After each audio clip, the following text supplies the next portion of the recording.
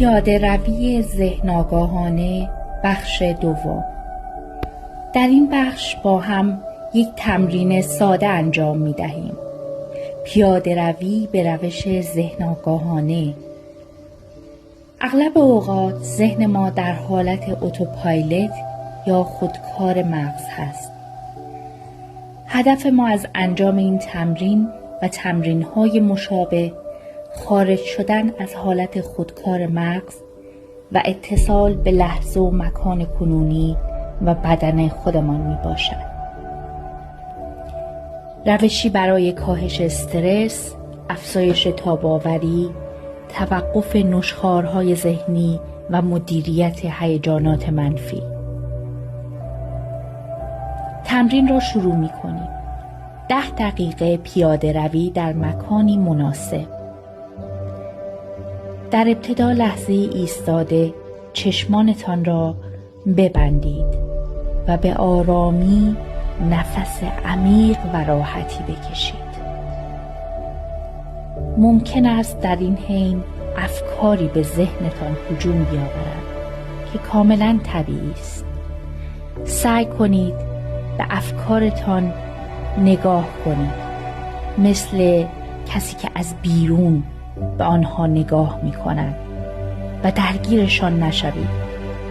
گویی که به ابرهای آسمان چشم دوخته اید. سپس این ابرها را از آسمان ذهن خود به بیرون هدایت کنید.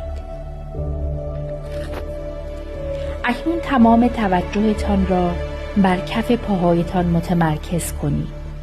چه حسی دارند؟ راحتی؟ درد؟ به جاذبه زمین توجه کنید که چگونه پاهایتان را به سمت خود می کشد. احساس وزنتان.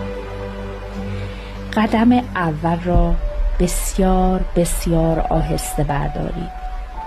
در حالی که یک پایتان را به آرامی بلند می کنید، فشار و سنگینیتان روی پای دیگر می افتد. هنگام بلند کردن پایتان چه احساسی دارید؟ چه حسی را در مچ، زانو و رانهایتان حس می کنید؟ باسن و کمر، پاها روی زمین، همه این اجزا چه حواسی را تجربه می کنند؟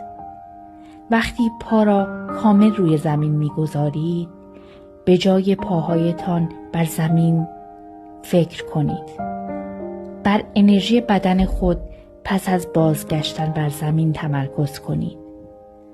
هر وقت فکری به ذهنتان سر زد، مثل ابرهای آسمان نگاهشان کنید و بگذارید خارج شوند و دوباره تمام توجه خود را به زمان حال بازگردانید. مشابه تمرین قبلی را با پای دیگر انجام دهید. حواس را در تمام اجزای بدن خود اسکن کنید، در مفاصل و عضلات. قدم‌ها باید بسیار آرام برداشته شوند و تمام حواس را در پاها و کمر خود بررسی کنید. حس درد، قدرت، انرژی. پس از چند قدم با تمرکز حواس خود را بر بیناییتان متمرکز کنید. جلوی پایتان بر زمین چه می‌بینید؟ علف، خاک، سنگ فرش. چه رنگ‌هایی را در اطرافتان می‌بینید؟ چه بافتی دارند؟ چه شکلی؟ طوری باید نگاه کنید با توجه و تمرکز زیاد و کنجکاوانه، انگار اولین بار است که همه اینها را می‌بینید. اکنون حواسمان را بر روی شنوایی متمرکز می‌کنیم. چه صداهایی در اطرافتان می‌شنوید؟ صدای باد، پرندگان، اتومبیل‌ها یا صدای سکوت؟ نفسی عمیق بکشید. چه بوهایی را حس می‌کنید؟ چوب سوخته، غذا، بوی باران، بوی گیاه یا بوی دود و گازوئیل. پس از این تا آخرین قدم را برداشتید، به تمام احساستان توجه کنید. چه احساسی دارید؟ در پاها، در بدنتان، در ذهنتان، در خلقتان.